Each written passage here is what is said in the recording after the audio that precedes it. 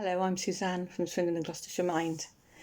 This is the final of the short videos we've put together this week, considering how people can look after their well-being around redundancy. And this video is about taking stock of your feelings. So it may be that you feel like you're on a roller coaster at the moment with your feelings around redundancy, and it might be worth considering if you're going through the process of grieving. Grief is a response to a loss. This can be the loss of someone or something that has either died or ended that you are emotionally connected to. Although conventionally we focus on the emotional response to loss, it can also have physical, cognitive, behaviour, social and other dimensions to it. In this year of 2020, COVID itself has caused grieving. COVID brought extreme change, the loss of loved ones, the loss of our normal lives, the loss of connection, and for some, the loss of the sense of safety. So more recently, with the risks still around us, and although some normality, it is far from the normal that we knew, and the more recent impact of COVID, the economic toll now, and the risks and the high numbers of redundancy and job losses. There are many reasons that people work. Therefore, some of the impacts of losing a job may include the loss of maintaining a standard of living, the loss of a challenge, the loss of purpose, the loss of feeling productive, loss of creativity, to name just a few.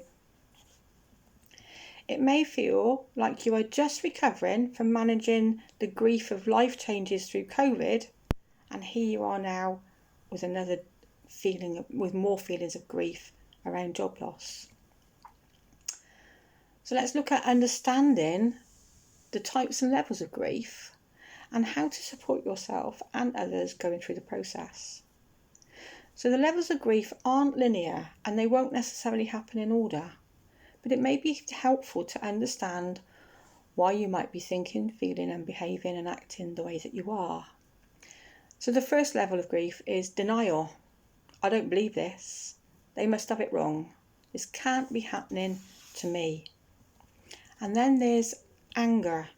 How dare they make me redundant? All that time and effort I have put into this organisation. Then there's bargaining. So if the economy improves, can I be the first to come back to work? What if I take a pay cut? Could I get another job here? Maybe it is time to look somewhere else. Then there is sadness. What am I going to do? How am I going to survive?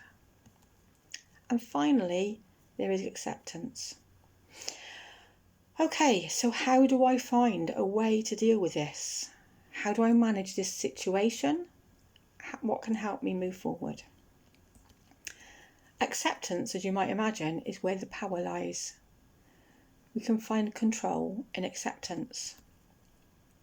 David Kessler is an author, public speaker, and a death and grieving expert. Here is some of his wisdom about why it's important to acknowledge the grief that you may be feeling, how to manage it, and how he believes we will find meaning in it. So create a balance whilst acknowledging both your negative and positive thoughts. If you're worrying about the future, in this worrying, our minds tend to show us negative images of the worst case scenarios. Therefore, it's really important to find a balance of those thoughts. It might be a difficult time, but it's not going to be forever. I may not have a job, but I may have there may be some extra learning I can do to improve my skill set and update my CV while I'm looking for another job. We should acknowledge both the negative and the positive thoughts to create a balance so neither is dominating. Being in the present moment. Bringing yourself into the present moment can be helpful to get yourself grounded. Use your senses. What do you see? Name 5 blue things in the room. Or what can you see? Name it. What can you hear? What can you touch? What can you feel beneath your feet? What is the flooring like? Is it carpet or concrete? How does it feel? Is it hard? Is it soft? This can help us from feeling overwhelmed, being in the present moment. Let go of what you cannot control. We spend endless time thinking about what might have been and the what ifs. What if I hadn't had that week off sick? What if I hadn't lost my job? Let go. Let go of what you cannot control. What do you have control over? You can control updating your CV while you're looking for another job. You can control looking for another job. Maybe you can think about some voluntary work.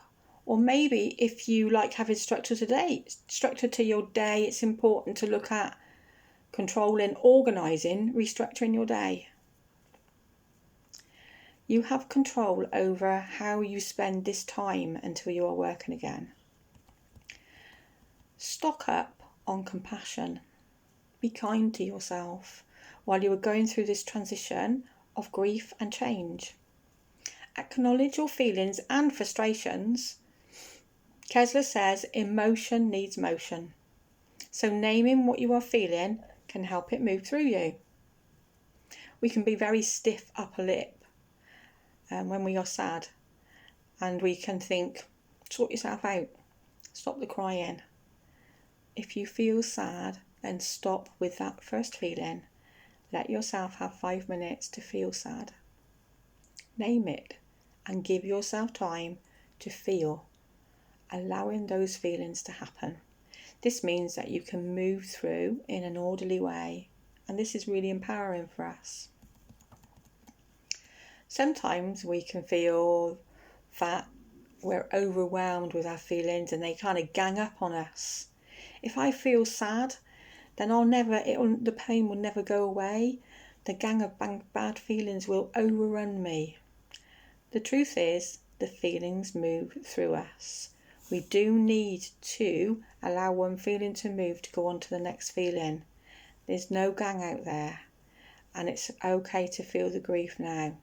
So let yourself feel the emotions that you're going through and allow them and name them so they can move through you. I hope these few short videos have been helpful this week to you and looking after your well-being if you are faced with redundancy. Thank you.